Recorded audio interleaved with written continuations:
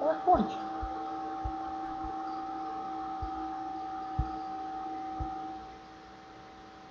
Ué?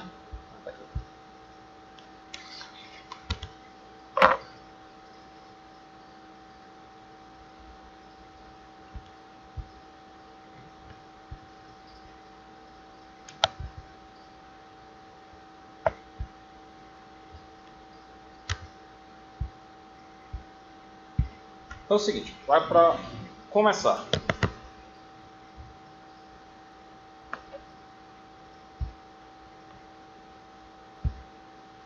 Então, basicamente, a gente vai ter a fase de moldagem, que a fase de moldagem nada mais é, lá vou desenhar para não ter que usar o...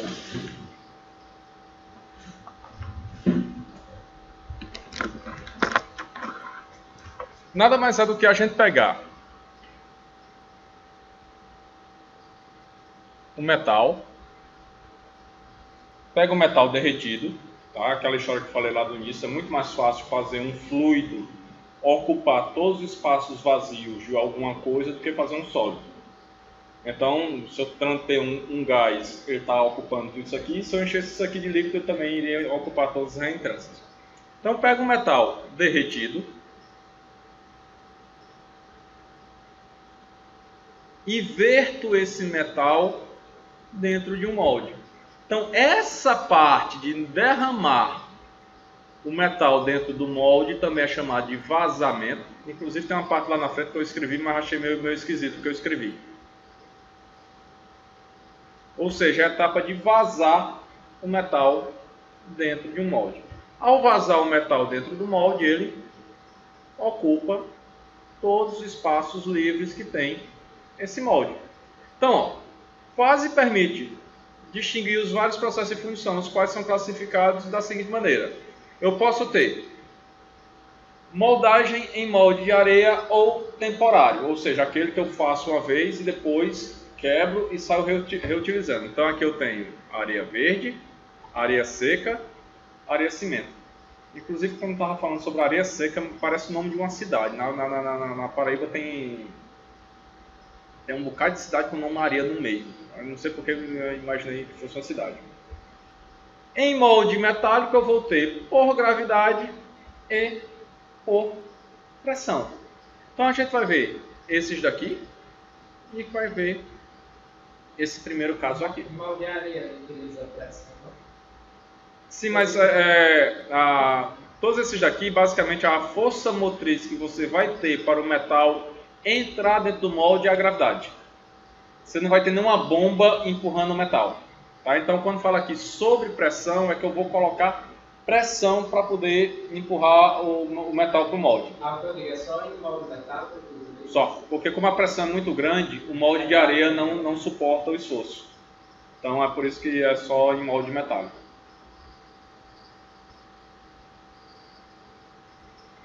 Tem ainda outros processos, que é processo com dióxido de carbono, fundição por centrifugação, fundição de pressão, fundição em casca ou shell molding e em cera perdida. Esse daqui e esse daqui são muito parecidos, tá? Um negócio aqui um vai utilizar poliestireno e o outro vai utilizar parafina. A diferença, mas o processo é exatamente o mesmo. Então, moldagem em areia. Basicamente, uma areia, ela não tem plasticidade nenhuma. Então, eu preciso de alguma coisa ou de alguns requisitos que a areia deva apresentar para aquilo que eu quero. Então, o intuito eu vou trabalhar com metal. Metal, na maioria das vezes, são extremamente densos. Então, essa areia tem que, na pior das hipóteses, suportar o peso do metal. Então, ó, o molde deve preencher uma série de requisitos sem os quais a fundição não se realiza nas melhores condições. Eu estou ceguinho. Vou fazer aqui um negócio de tirar o óculos para conseguir ler. Então, primeira coisa. Resistência suficiente para suportar a pressão do metal líquido. Aqui dois casos, tá? Como normalmente eu vou pegar o metal e vou derramar, então naturalmente quando passa água em areia, você já tiver brincadeira quando criança, pegar um monte de areia e sair jogando água? Vocês nunca fizeram isso não quando criança? Ou então um exemplo mais fácil. Ter alguma casa que está fazendo uma construção, colocar um monte de areia na calçada, chover no dia e o que é que passa com a... Se você não tem nada para segurar a areia, o que é que vai acontecer? A água vai erodir aquela areia, ou seja, ela vai carregar aquela areia. Então imagine que eu estou derramando o metal dentro do molde. Então esse molde tem que ser resistente para que não ocorra erosão quando o metal está passando e ele não se desmanche com o metal caindo em cima dele. Mais uma vez, metal é denso. Seja ele na forma sólida, seja ele na forma líquida, ele é denso. Então esse molde tem que suportar esta pressão, tá? Não é uma pressão comparada com um processo que eu estou injetando metal dentro do molde, mas é a pressão provocada pela queda do metal e naquela área. Então ele tem que suportar, ou seja, ele tem que manter a integridade dele. Resistência à erosão durante o processo de vazamento. Geração mínima de gases durante o processo de vazamento e solidificação a fim de impedir a contaminação do metal e o rompimento do molde. Ou seja, o gás que tem que sair de lá basicamente é os que estão inerentes ao metal. Eu não posso do nada ter na areia, sei lá, dá um exemplo maluco, uma grande concentração de água. Quando esse metal está aqui, o metal está esquentando. Então, se ele tem uma grande concentração de água, o que é que vai acontecer com essa água? Tender a se evaporar. Só que ela, quando vai saindo, ela vai rachando o molde. Então, isso você pode ter variações da peça. Mal comparando ao que acontece com a construção de uma laje. Quando você puxa uma laje na construção civil, normalmente o ideal é que seja feito num único dia, para não ter emenda. E que após ter sido puxada essa laje, você coloque lá papel em cima da laje e fique aguando durante um certo período de tempo. Por que isso acontece? O cimento tem uma reação exotérmica. O cimento, para chegar nessa reação exotérmica, tem que ter água. Então você joga água lá dentro. Então o que é que acontece? A reação exotérmica libera o calor. Se esse calor for liberado ou não for colocado nada para impedir a liberação, que esse calor seja gerado, essa água vai sair com muito mais rapidez. Então termina provocando trincas no concreto. É por isso que você coloca lá um bocado de papel em cima, normalmente resto de saco de cimento, e de tempos em tempos você fica aguando. Então você tem lá a questão para evitar esse processo. O cimento ele vai ter a resistência total depois de 28 dias. Antes disso ele não tem resistência total, o que pode acarretar alguns erros alguns desastres de engenharia ocasionados por causa disso. Então basicamente, se eu tenho alguma matéria orgânica, alguma outra coisa dentro do molde, esse material pode se volatilizar e terminar danificando o molde. Então deve ser evitado. Permeabilidade suficiente para que os gases gerados possam sair durante o vazamento do metal, ou seja, os gases gerados pelo próprio metal têm espaço para sair. Refratariedade, alguém já ouviu falar esse nome? Danado, não, um negócio refratário. Basicamente são materiais que suportam altas temperaturas. Então, por exemplo, se você chegar aqui no laboratório de química, você vai ter lá um forno. O forno, todo o revestimento dele é feito de material refratário. O vidro que tem aqui nessa espuma de vidro, aqui em cima, também é um material refratário. Ou seja, ele é resistente ao calor e ele tem uma outra capacidade. O calor que está aqui desse lado, ele não se perde de forma fácil para o outro lado. Então, por exemplo, você imagina um forno a 1700 graus Celsius.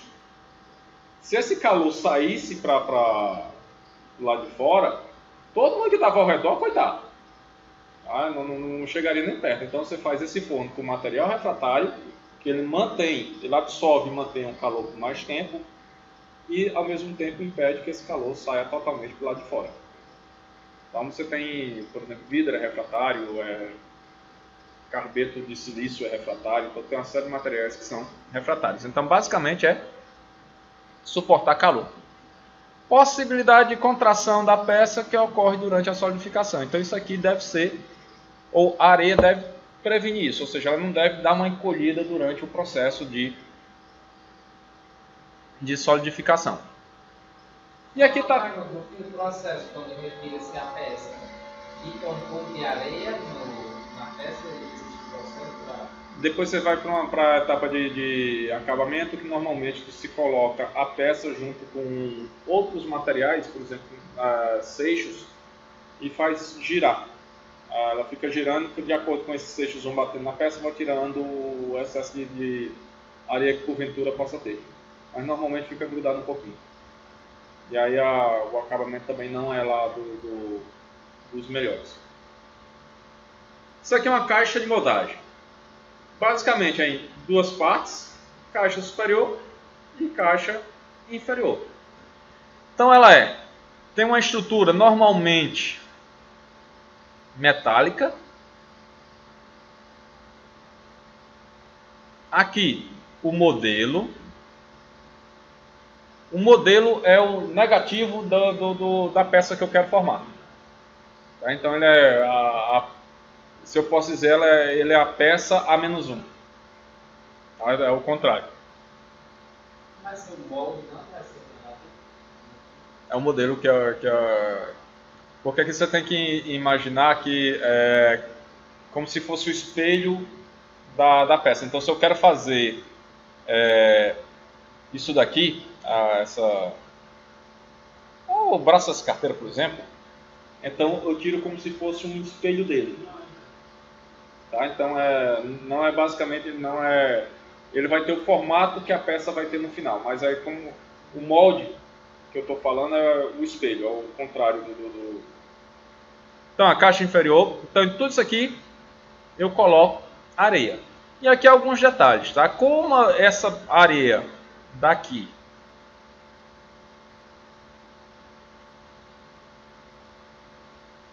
ela vai estar em contato com a peça, então normalmente ela é de uma granulometria mais fina do que essa outra aqui. Tá? Então essa areiazinha que é colocada aqui em contato com o modelo, ela é um pouquinho mais fina para o acabamento ser um pouco melhor. Então basicamente essas duas caixas, tanto a superior quanto a inferior, elas são feitas de forma separada. Faço uma, depois faço a outra.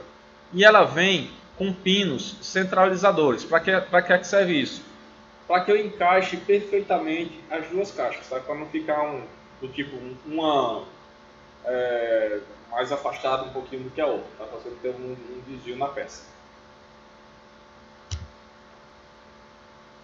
Então, falando mais precisamente do processo, como o nome fala aqui, o que é que vocês entendem aí por areia verde?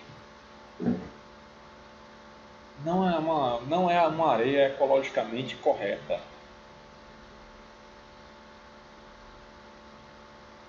Danado vem a palavra verde, crua.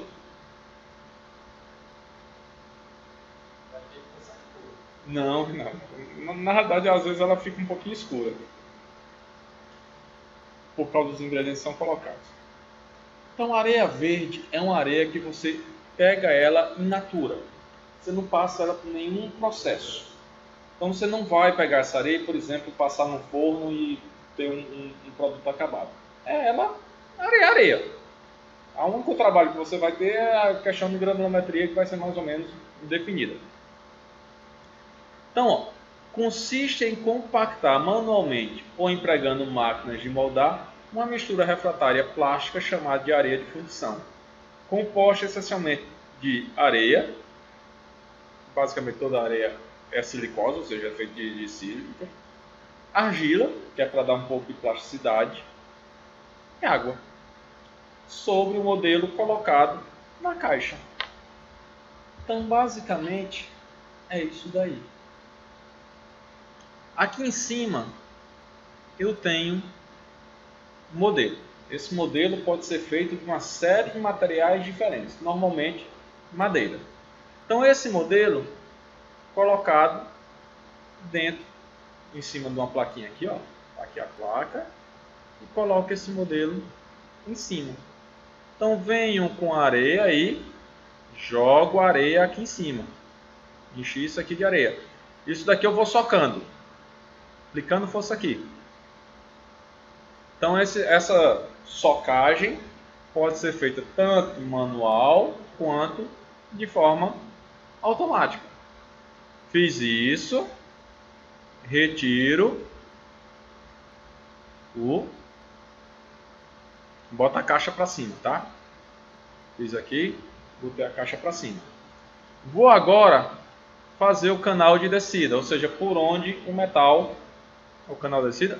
Não é o canal de descida, é o maçalote. Fazer uma descida para uma saída para o maçalote. Lembrando que o danado é maçalote. Toda peça tem uma contração. Então você deve prever no projeto, durante o processo de função, que coloque um excesso de metal. Colocando um excesso de metal, esse metal vai sair. Então coloca aqui um macho para servir de maçalote.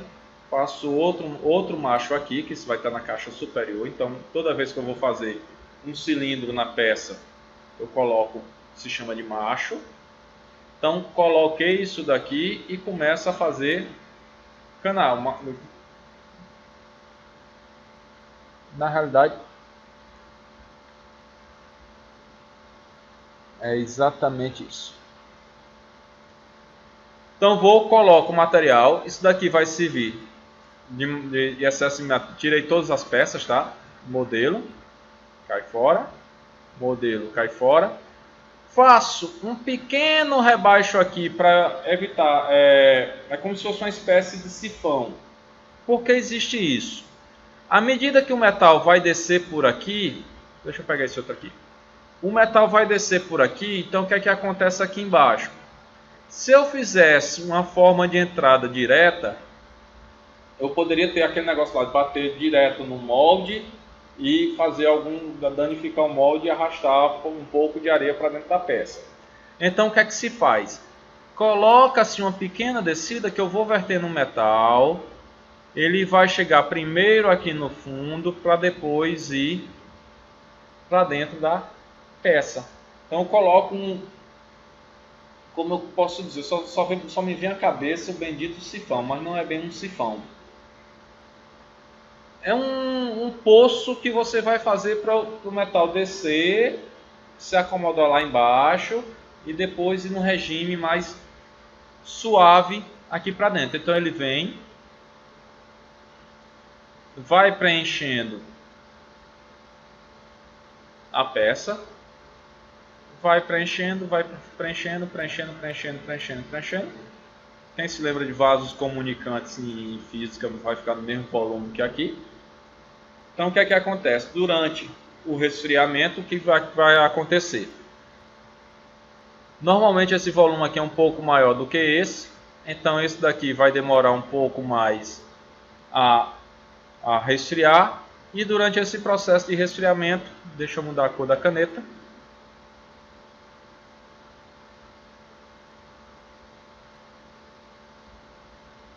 Pedir perdão por causa do vermelho e preto, tá? Então, durante o processo de resfriamento, o que é que vai acontecer? Eu tenho uma contração. Então, a peça termina ficando um pouquinho menor. Então, ao invés dessa contração ocorrer na peça, vai ocorrer aqui no maçalote, ou seja, nesse excesso de material que eu deixei para justamente compensar essa contração. Então, depois que a peça ficou pronta, etapa de acabamento. Primeira etapa, vou serrar essa parte, serrar essa outra. Aí vai para uma etapa seguinte, que é passar por lixadeiras, esmeril, se for o caso, esse negócio todo. E para uma etapa de acabamento que vai ser moído em um moinho, como pode ser moinho de bolas ou um outro tipo de moinho com outro material abrasivo para dar um acabamento melhor. Aqui do lado, não sei se está dando para perceber aí, que é um povo derramando o metal dentro de um molde de areia, tá? Aqui é com a bola preta em cima de preta, é sacanagem. Olha só. Tecnologia é um negócio sensacional.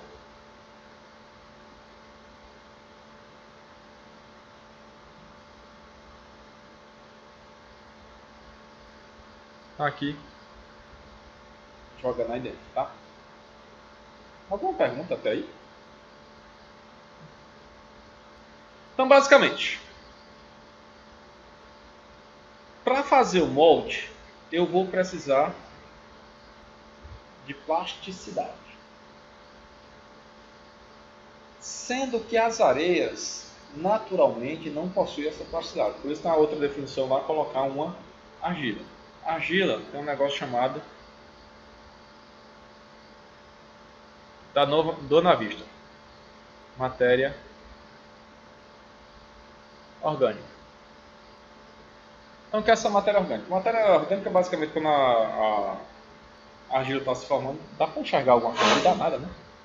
Quando tá se formando a argila, então ela começa a pegar resto de folhas, esse negócio todo, então isso daí termina virando uma espécie de liga para essa argila. Então essa matéria orgânica é que vai dar a plasticidade. Em algumas jazidas ou em algumas cerâmicas daqui em direção a sul, você vão ver pilhas de argila, uma de cor mais escura e uma de cor mais clara. A de cor mais escura normalmente tem matéria orgânica a mais do que a clara. Então você usa essa mistura de argila escura com argila clara para dar plasticidade. O pessoal da indústria cerâmica basicamente bota uma quantidade de água, pega a argila com a mão, e se conseguir moldar a argila com a mão, porque ela está num nível de plasticidade bom. Então a areia, ela precisa ter essa plasticidade e consistência. Ainda precisa apresentar um negócio chamado molhabilidade. Tem que ter dureza, tem que ter resistência e tem que ter a refratariedade. Falta um espaço aqui entre etc. Tudo isso é determinado com ensaio laboratorial. A boa parte disso você pode adquirir no comércio areias para esse fim. Você não tem muita complicação quanto a isso não. A questão de molhabilidade. Vocês gostam de cuscuz? Cuscuz antigamente você só tinha com ele a massinha fina. De uns anos para cá apareceu um negócio chamado flocão. Faça um experimento em casa. Pegar a mesma quantidade de água e a mesma quantidade de massa de milho, a fina e a grossa, e veja a consistência das massas com a mesma quantidade de água. Normalmente, quanto mais fino, significa dizer que a área superficial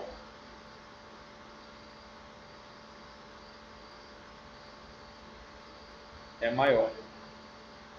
Então, para eu molhar essa área superficial maior, eu vou precisar de mais água. O flocão, por sua vez, como o grânulo é maior, eu vou precisar de menos água, porque a área superficial é menor. Então, isso daqui vai interferir na moldabilidade da areia. Eu quero falar molhabilidade. Então, eu vou brincar com esses negócios para você ter uma plasticidade, ou seja, conseguir moldar a areia. Então, basicamente, a areia de fundição é composta por areia, daí o nome areia de fundição, e tem como característica ser pura, agranulo... Esse nome aí.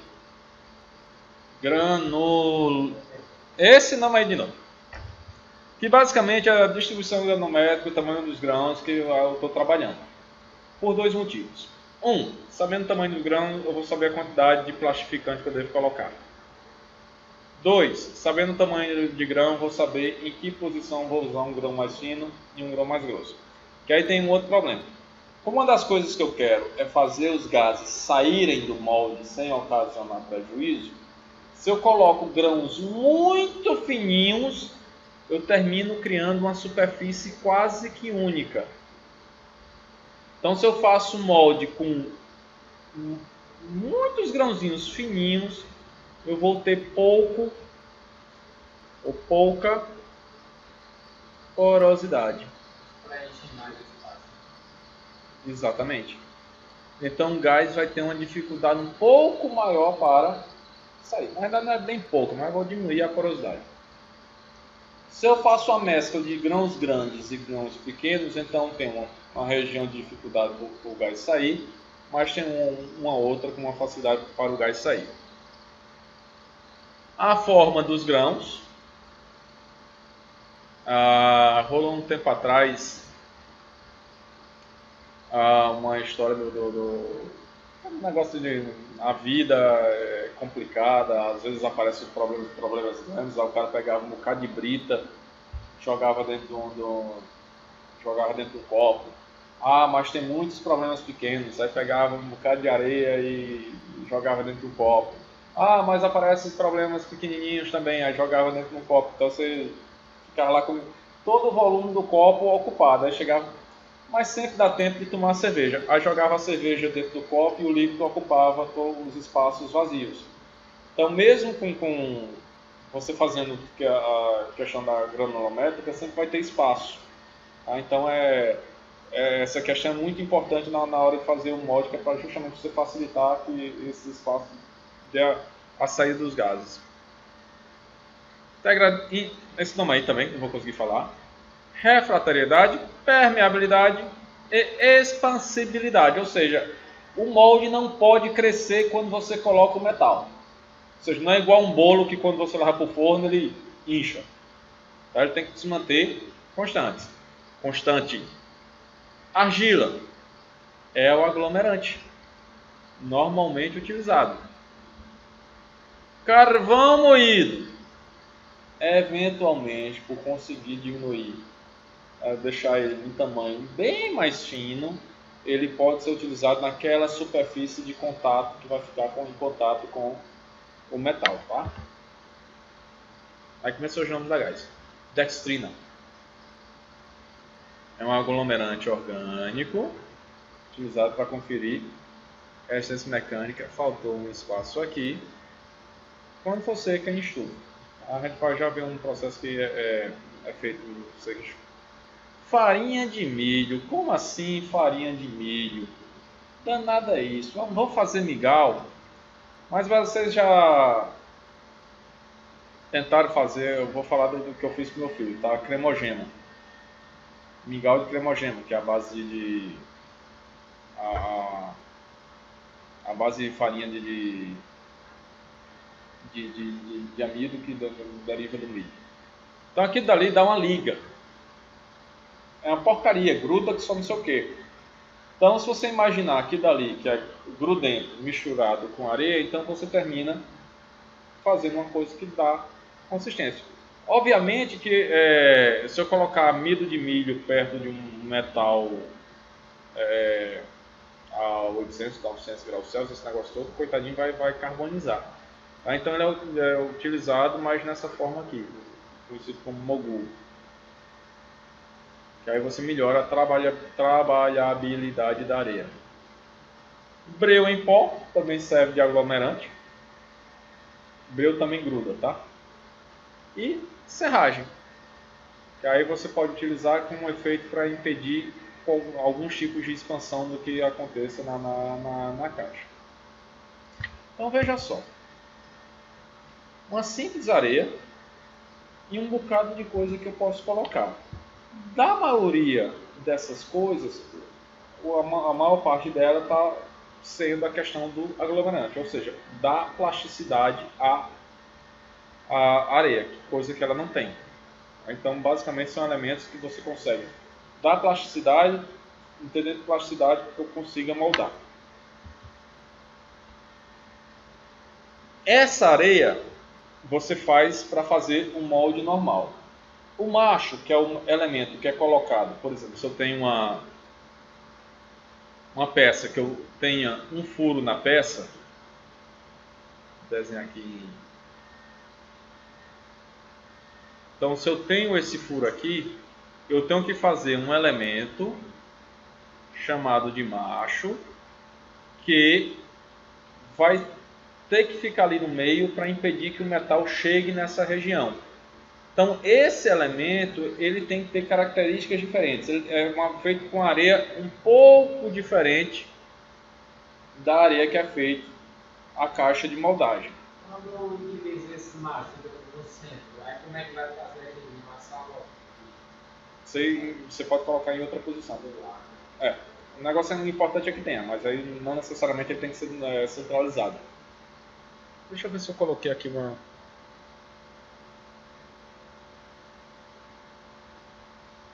Não coloquei.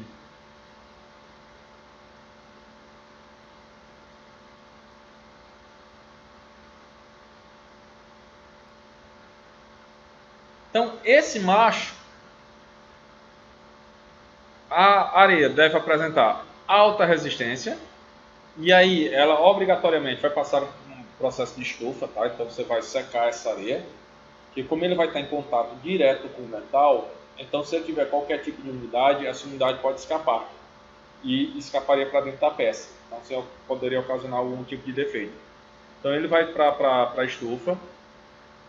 Então, além da areia, de água, inclui vários tipos de aglomerantes, entre os quais pode ser citado silicato de sódio, cimento, resinas, piche, melaços, farinha mogul, óleos e etc. Até óleo de baleia já foi utilizado para fazer esse tipo de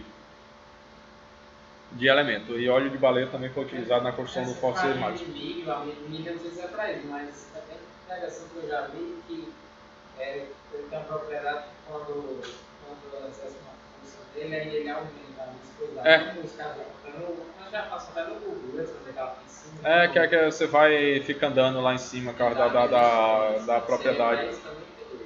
Não necessariamente por causa dessa propriedade, que basicamente é só a questão do ligante. Essa propriedade é uma propriedade tixotrópica, adoro esse nome, que quando ele é misturado com água, ele meio que dá uma inchada, ele vira como se fosse um gel.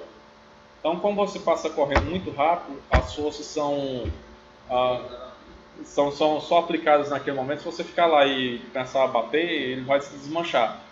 Mas como é relativamente rápido, então fica aquele negócio. Mas tem estudos de uma coisa parecida com isso, que basicamente é você pega ele puxa devagar, ele é ligado, tá? Parece um puxa-puxa, alfininho, não sei nem se vocês conhecem por nada isso. Mas se você pegar e soltar de uma determinada altura, o impacto ele funciona como se fosse um sólido. Então você solta de uma determinada altura e cai no chão e se esfarela. Mas se você pega ele, puxa, ele... da taxa... Mal comparando, tá certo que no cinto de segurança do carro é mecânico. Então o cinto de segurança do carro, se você puxa devagar, ele vem. Se você puxa com força, ele dá aquele tranco no cinto. Tá? Então é mais ou menos isso feito com uma espécie de material. Depois eu vou dar uma pesquisada e falo não.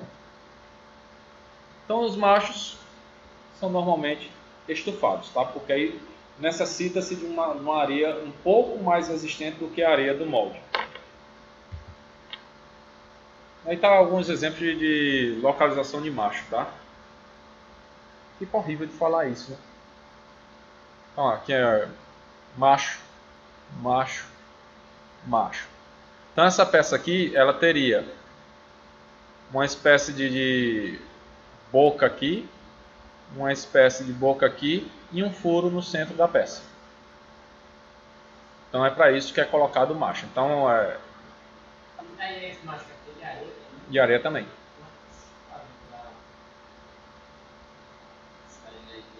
Na realidade, quando você está fechando o molde, você vai lá onde que é o macho e vai e coloca o macho dentro do molde. Seria mais ou menos isso aqui. Então, se eu quero que aqui seja vazado, ou seja, essa parte aqui não tenha,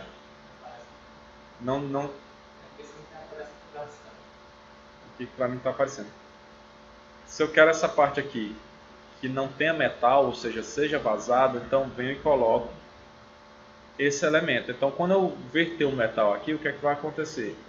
O metal vai chegar, chegou aqui no centro, ele não vai encontrar esse elemento cilíndrico aqui, então vai dar a volta nesse elemento cilíndrico, preenchendo a peça aqui de um lado. Não, eu digo, ele, antes desse processo de estufa, aí ela fica bem dura, fica resistente. Porque a outra areia você bota e vai prensando ela, né? Eu estava pensando na dificuldade de fazer nessa é a mesma coisa. Normalmente os machos são cilíndricos. Então você pega um molde cilíndrico. Você faz a criança. Aí você pega e bota lá a formulação da areia para esse tipo de macho.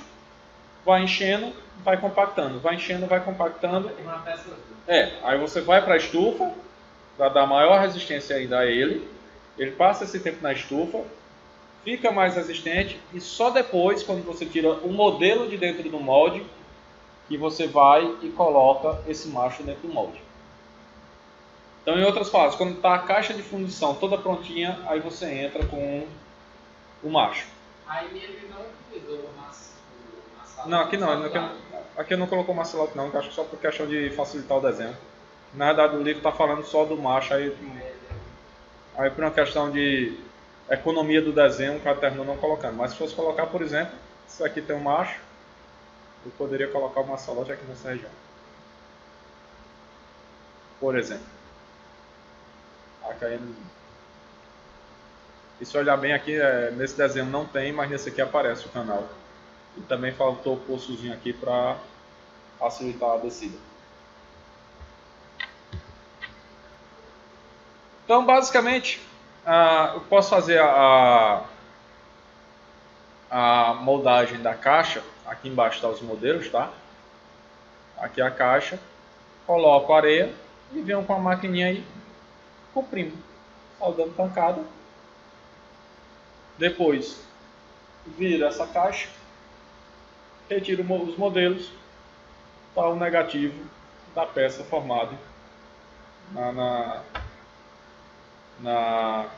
na caixa. Faço a outra caixa superior, coloco os canais, o maçalote. Se tiver macho, coloco também, fecho. Desculpem. E sigo para moldagem. Vantagens e desvantagens. Vantagem: moldagem por areia verde é o mais barato. Nem todos os métodos de produção de moldes. Há uma menor distorção de formato do que nos métodos que usam areia seca, porque não há necessidade de aquecimento. As caixas de moldagem estão prontas para reutilização em um mínimo espaço-tempo. Boa estabilidade dimensional, menor possibilidade de surgimento de trincas. Desvantagens: controle de areia é muito crítico do que nos outros processos, que também usa areia. Maior erosão quando peças fundidas são de maior tamanho. Vou esperar.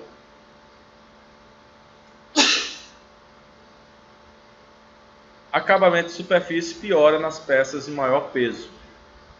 Estabilidade dimensional é menor em peças de maior tamanho. Aqui basicamente é o seguinte, esses daqui de baixo, quanto maior a massa, significa dizer que a caixa inferior vai suportar muito mais peso.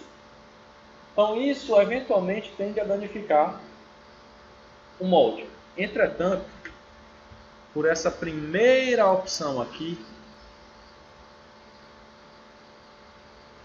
questão de custo, é muito utilizado este processo, tá? Porque é muito barato. É muito barato e você não requer, digamos assim, uma tecnologia do outro mundo. Basicamente, com areia, que é um insumo barato, com argila, que é barato, você pode fazer qualquer coisa.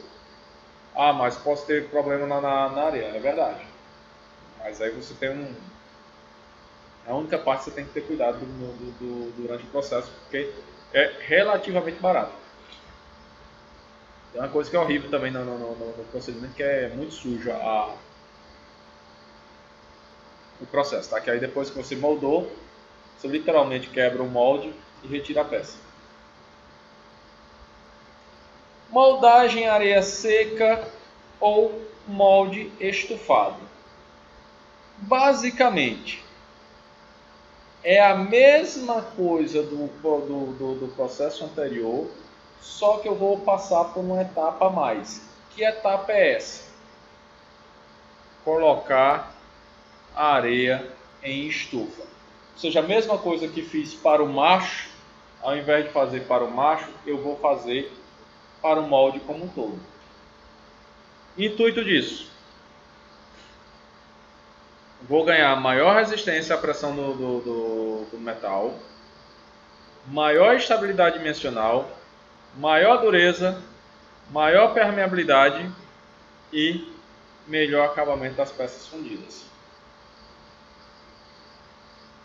Pode ser utilizado para peças de qualquer dimensão ou peso, sempre que exigem um melhor acabamento. Ou seja, pelo simples fato de passar por essa etapa de secagem ou quase pré-queima, eu consigo criar uma superfície de contato do molde com o metal que vai me dar um melhor acabamento. Me dando um melhor acabamento é questão estratégica. Eu prefiro ter um negócio mais barato, mais rústico e de custo mais baixo, ou dá para gastar um pouquinho mais, porque aqui essa parte do aquecimento custa dinheiro, ou seja, é um investimento que eu tenho que fazer.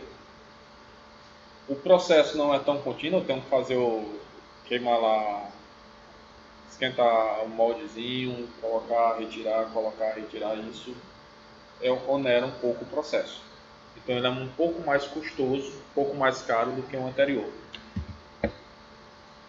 Tá aí basicamente como danado funciona, tá? Então, elaboração de um modelo permanente, que aí pode ser madeira, em plástico, seja lá o que for. Fixação do modelo a uma placa metálica e aquecida e revestida de um desmoldante. Basicamente está aqui. Fixação de uma caixa de areia pré-revestida com resina à placa do modelo. Aqui. Rotação da caixa e placa do modelo e queda por gravidade de areia sobre o modelo. Lembrando que isso aqui vai estar aquecido. Então, como a areia vai cair aqui em cima, então essa areia que está caindo aqui em cima, ela vai grudando ao modelo e vai se solidificando. Então vou ter, sei lá, deixa eu tentar encontrar alguma coisa da culinária que possa ter sentido nisso. Mal comparando, é como se você fosse fazer um bife à milanesa, é aquele que você coloca ovo e presunto em não sei não o que, ou não. É? Bom, sei lá, imagina qualquer coisa aí. Imagina se você pegasse chocolate granulado e jogasse em cima de um açaí. Ou então pegar. Ah, encontrei um negócio melhor. Imagina um negócio aquecido que você joga chocolate em cima. Então automaticamente o chocolate vai derretendo e vai cobrindo aquela superfície. Sendo que no caso aqui a areia não vai derreter, mas ela vai grudar em cima daquela superfície. Então, como você está girando o molde, então você cria como se fosse uma casca de areia em cima desse modelo. E essa casca de areia, cadê? Eu me perdi. Formação da meia moldagem, nova rotação da caixa e a placa modelo e remoção da areia não polimerizada. Então ela vem, como ela está com todos os elementos ali dentro, ela vai grudar e ficar grudada ali em cima. Tá? Ou seja, ela vai, como tem aditivo, esse aditivo vai polimerizar, então vai grudar ali ele com areia. Então quando você retira, está com o molde formado. Deixa eu tentar encontrar uma outra. Aquelas primeira imagem da direita ali, a areia, tá? Aqui é já colocando o metal. Que aqui tem duas capinhas aqui, tá vendo? Tem essa parte aqui e tem a parte de baixo. Então é como se você tivesse, imagina um sarcófago de desenho animado. Então é como se você tivesse um sarcófago aí. Então aqui ele está jogando o metal aqui dentro. É. E a peça sai isso aqui. Na realidade aqui são duas, tá? Que aqui seria cerrado aqui no meio. Então você teria essa peça aqui para um lado e aquela peça para o outro. São duas peças iguais, né? Grudadas pelo meio. Deixa eu ver, açúcar queimado. Será que dá para imaginar como se fosse açúcar queimado?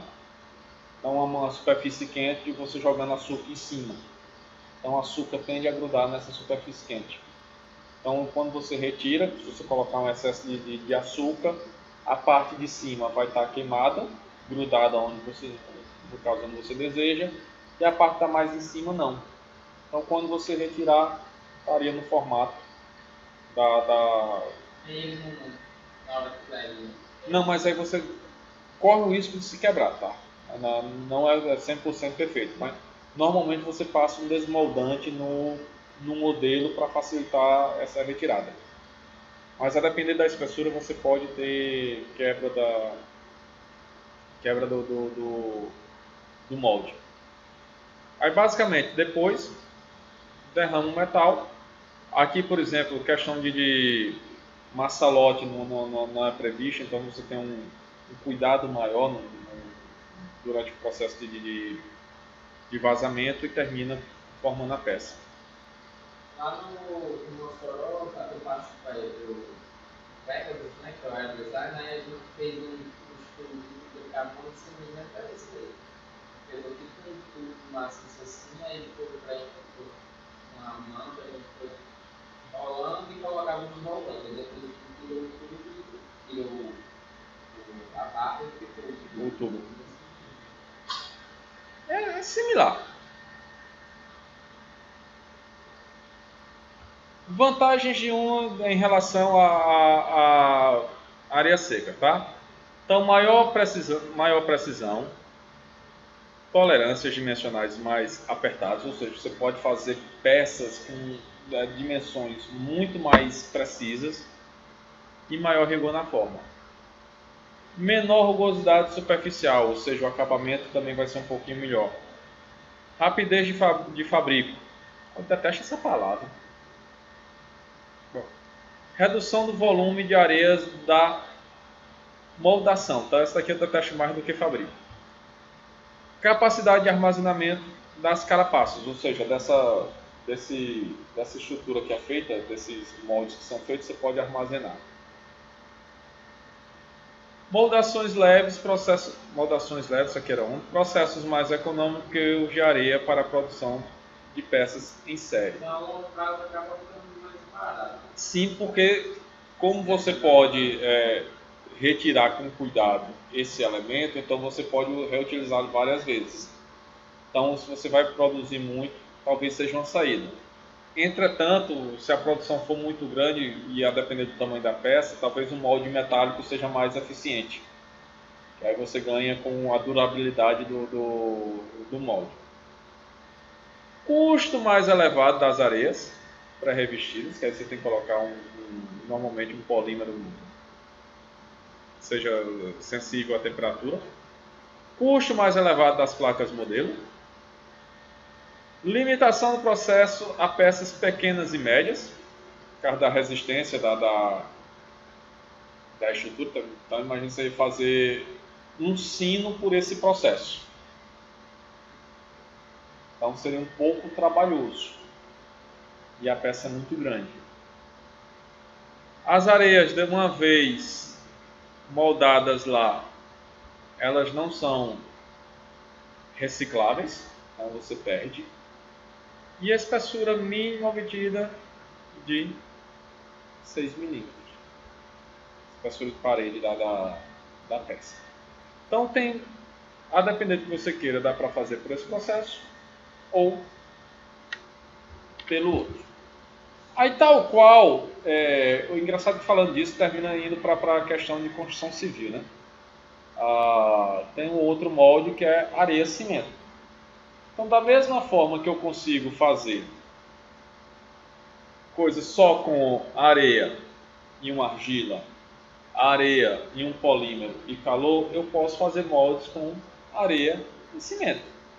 Sendo que com areia e cimento eu vou ter uma desvantagem que com o passar do tempo eu não posso reciclar essa areia.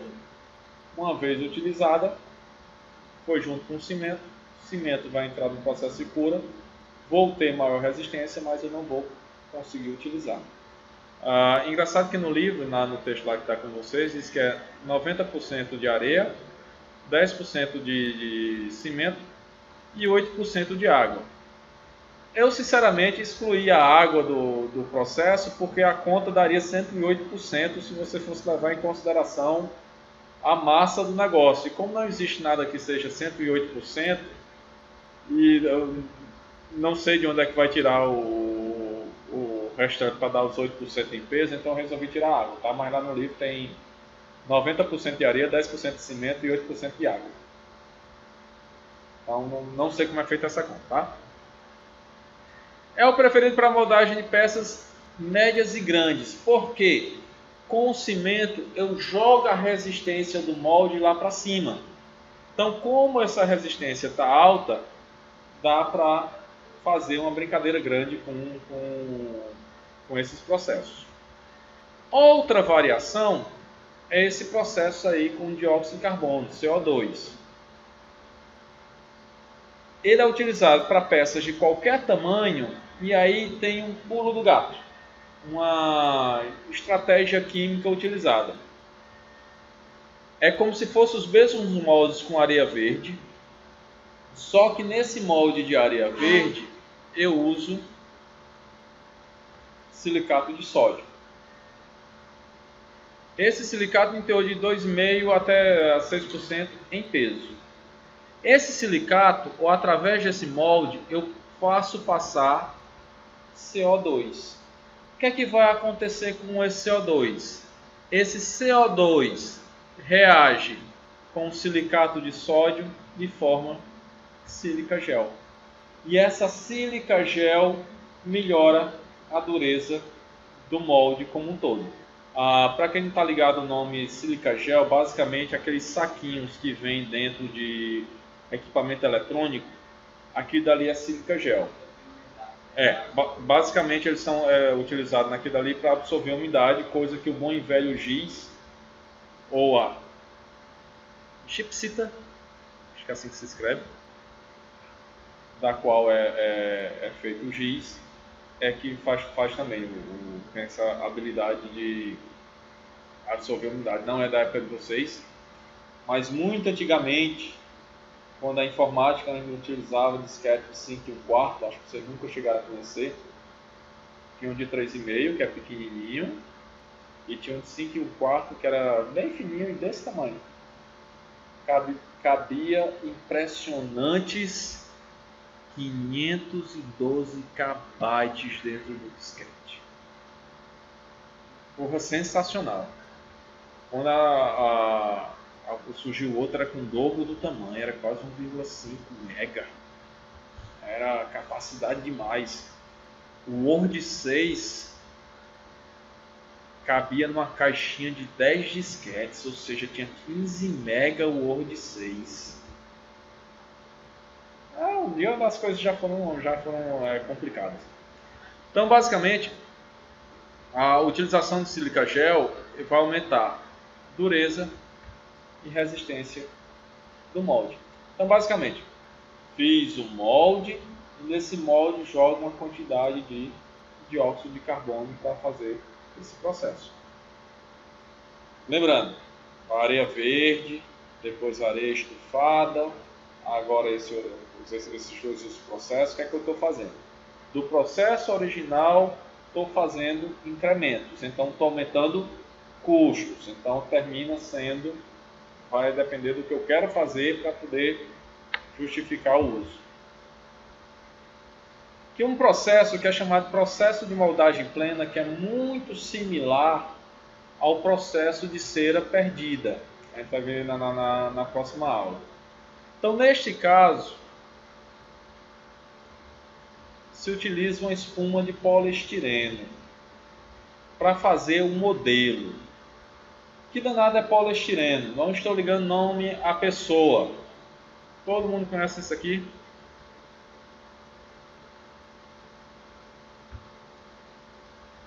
Isso daqui nada mais é do que um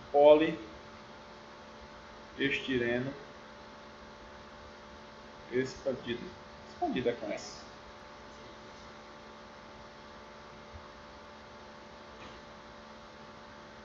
Ficando velho e desaprendendo a escrever. Então, esse poliestireno expandido, que basicamente é o seguinte. Você já olhar lá para o formato do isopor? São pequenos o quê? Bolinhas. Pequenas bolinhas achatadas. Então, basicamente, isso aqui é o quê? Eu pego uma bolinha de isopor, que é sólida, rígida, ou melhor, de poliestireno, coloco dentro de éter. Éter é um solvente, basicamente aquele cheiro de hospital, que é muito utilizado para fazer limpeza em hospital. Eventualmente, quando se joga bola também, os caras levavam éter para colocar em cima do pancada. Então tem um cheiro forte, dali é um solvente. Então o éter tem um peso molecular pequenininho. Ele entra dentro da bolinha de poliestireno, que é rígida, tá? Aí eu pego essa bolinha que está cheia de éter aqui dentro, jogo dentro de água fervendo. Então, com o calor da água, o que é que vai acontecer com esse éter? Ele vai tender a sair. Então, quando ele vai saindo, ele vai aumentando o volume da bolinha de isopor. Então, ele infla o isopor. Basicamente, em outras palavras, mal comparando, é como se fosse um fermento para o poliestireno. Aumentou de volume, venho com a prensa e comprimo no formato que eu quero. Então, normalmente, aparelho, sei lá, geladeira tem o isopor em cima, isopor embaixo e um plástico circulando a geladeira. Então, esse processo eu tenho o poliestireno expandido. Isopor é marca. Tem um Rzinho aqui de marca registrada. Eu não me lembro quem danado registrou a marca. Mas é um daqueles casos que a marca passou a mais conhecido do que o produto, se bem que ninguém pode usar, tá? Então normalmente as empresas que trabalham com um genérico de isopor, chamam de poliestireno. Acho que é péssimo, o negócio está chamando poliestireno expandido. Então eles mudam de nome para não pode usar o nome de isopor. Então, dentro do modelo, deixa eu pegar aqui para trás. O que é que acontece quando eu tinha um molde desse jeito? Qual era o objetivo? Era deixar onde o metal vai entrar, era deixar vazio. Só que nessa moldagem plena, o que é que eu vou fazer? Ao invés de colocar o modelo e retirar, eu deixo o meu modelinho de isopor aqui. Por que eu deixo o meu modelinho de isopor aqui? Porque quando o metal chegar, for descendo e encontrar com o isopor, a temperatura do metal literalmente vai vaporizar o isopor. Então ele se vaporiza e esse vapor tende a sair pelo molde.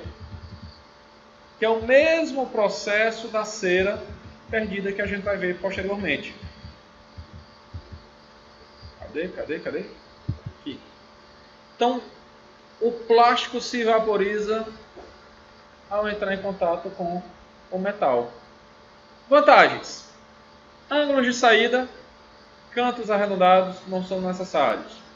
Pouca e nenhuma quantidade de aglomerante na mistura da areia. Redução drástica na quantidade de machos. Mão de obra menos qualificada. O problema disso aqui, durante o processo de moldagem, como você está trabalhando com isopor, aquela pressão que aplica em cima tem que ser um pouco reduzida, senão o isopor tende a dar uma murchadazinha. Desvantagem: o gás gerado. Fica horrível, né? O gás gerado pode gerar pode criar alguns problemas, tá? Porque ele, por exemplo, ele não pode sair, ele não pode encontrar espaço no molde para sair, então termina a volta para dentro da peça. O gás normalmente não é muito o cheiro, o poliestireno, basicamente a fórmula química dele é isso aqui, ó.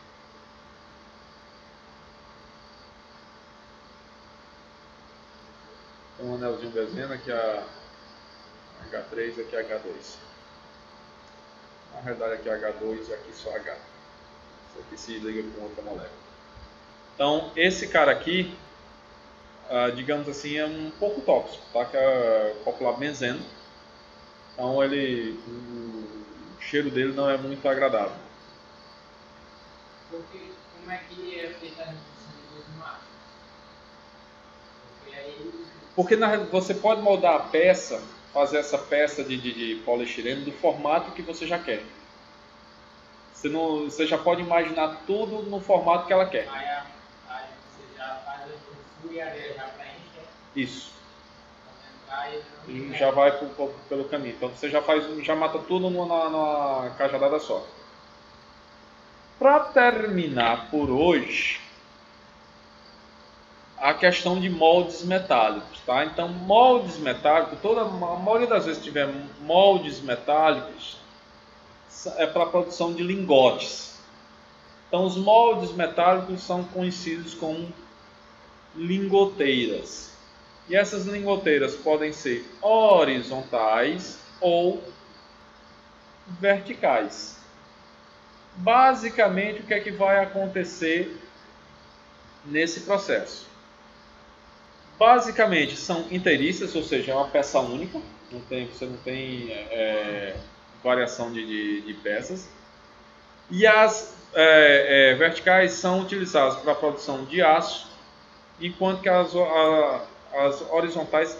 No livro está horrível isso daqui, tá? Eu também terminei copiando, estava muito sem criatividade, porque afinal de contas, aço também é metal. Então, as horizontais para os outros metais, que não são aços, e ligas não ferrosas, tá? Liga de alumínio, liga de chumbo, liga de cobre e aí vai. Normalmente, a etapa de vazamento é feita na parte superior. Entretanto, contudo, todavia, pode ser feito também pela parte inferior. Fazendo pela parte inferior, se tem um fluxo mais constante do metal subindo, tá? Você não tem... É uma coisa de... Vocês já viram fenômenos de transporte, ou mecânica dos fluxos, aquele negócio, regime laminar e regime turbulento? Então, basicamente, se eu pego alguma coisa e verto logo em cima, a tendência é que o choque lá embaixo crie uma turbulência no metal. Então, se eu faço de forma lenta, então coloco por baixo, então ele vai subindo de forma, digamos, mais normal. Então, é como se fosse um fluxo laminar, sem muitos sobressaltos. E isso tende a gerar produtos com acabamento um pouco melhor. Moldes mistos são utilizados em alguns casos, como por exemplo nesse daqui. Isso daqui é para fazer um cilindro. Então eu tenho aqui a parte metálica, tá? Ou seja, a parte da lingoteira, isso aqui é metal, isso aqui é metal. E essa outra parte é de areia. Então o que é que vai acontecer nesse negócio aqui? Isso aqui é um cilindro de laminação. Não sei o que danado é um cilindro de laminação, mas sabe que é um rolinho de abrir massa de pastel. É a mesma coisa, guardadas as devidas proporções. O processo é exatamente o mesmo. Laminar é o que você faz na massa de pastel, é um processo de laminação. Ou seja, pega um negócio, de preferência comprado no supermercado, para não ter que fazer em casa. Se bem que adorava como minha mãe fazia para comer a massa crua. Então você compra aquele negócio lá no supermercado, chega em casa, joga farinha de trigo em cima da mesa e começa a aplicar uma força, e de acordo com o que você vai aplicando a força, o que é que vai acontecendo com a massa de pastel? Ela vai se espalhando. Pode ser massa de macarrão também, para quem gosta de fazer massa de macarrão em casa. Então vai se espalhando. Então o volume é o mesmo. O que é que está mudando? A espessura. A área está aumentando e a espessura está diminuindo, então o volume continua sempre sendo o mesmo. Então o cilindro de laminação é utilizado para laminar, ou seja, fazer isso que a gente faz com o pastel, fazer isso no metal. Então ele precisa de propriedades metálicas muito boas. E uma das propriedades a ser tem uma elevada dureza. Então o que é que eu faço aqui, nesse molde misto? No molde misto, o que é que vai acontecer? Onde é que eu vou ter maior condição de calor? Na parte metálica ou na parte de areia? Na parte metálica. Então, na parte metálica, eu vou ter toda essa superfície que está em contato com o molde resfriando mais rápido. A contração vai correr aqui para cima. Que aí não deixa o espaço. Então, aqui no caso, eu vou ter grãos menores. Tendo grãos menores, eu vou ter uma superfície com maior dureza. Ao contrário dessa outra região, que esfria mais lentamente e eu não tenho necessidade de ter essa dureza, porque aqui é o mancal, tá? Na realidade, isso aqui é o maçalote aqui em cima. Isso aqui vai ser retirado e a peça simplesmente... Isso daqui está ficando, hein? Vermelho. Então aqui eu vou colocar em cima de um mancal e esse negócio vai ficar girando, tá? Ele está nessa posição, mas ele vai ser usado nessa. Quer dizer, pode até usar também. O cilindro é completamente maciço. Nesse caso aqui específico, na realidade em todos os casos, porque aí você utiliza o próprio peso dele como força para amassar o coitado no metal. Então isso aqui... No caso, vai ficar na parte em cima, né? Aqui é o... Não, aqui vai serrar só essa parte de cima. Você está vazando aqui por baixo, então o metal vai descer e vai começar a subir. Vai subindo, subindo, subindo, subindo, subindo, subindo, subindo, subindo, subindo, subindo, até chegar aqui em cima. Aí chegou aqui em cima, a contração vai estar aqui nessa parte de cima, você vai serrar esse negócio aí. Mas é abissal, o negócio é gigantesco. E a depender do tipo de processo que você faz, se for a quente, por exemplo, ele ainda vai ter que resistir ao calor, porque o metal que ele vai estar laminando vai estar a quente. Então ele pode passar por processo de tratamento termoquímico para dar maior dureza. Em suma, é uma peça extremamente robusta. Moldes permanentes normalmente são feitos de aço ou ferro fundido, em alguns casos empregam liga de cobre como bronze. Os moldes permanentes são utilizados para produzir peças de alumínio, magnésio, cobre, zinco, ferro fundido cinzento. Quando comparados ao molde de areia, apresentam maior uniformidade, tolerâncias dimensionais estreitas e melhores propriedades mecânicas. Entretanto, o processo é limitado a peças pequenas devido ao alto custo do molde. Então, mais uma vez, começo a rebuscar, começo a dar mais detalhes, mais uma série de coisas, mas a questão do custo impacta. Próxima aula, a gente vê os outros processos e termina essa etapa de fundição.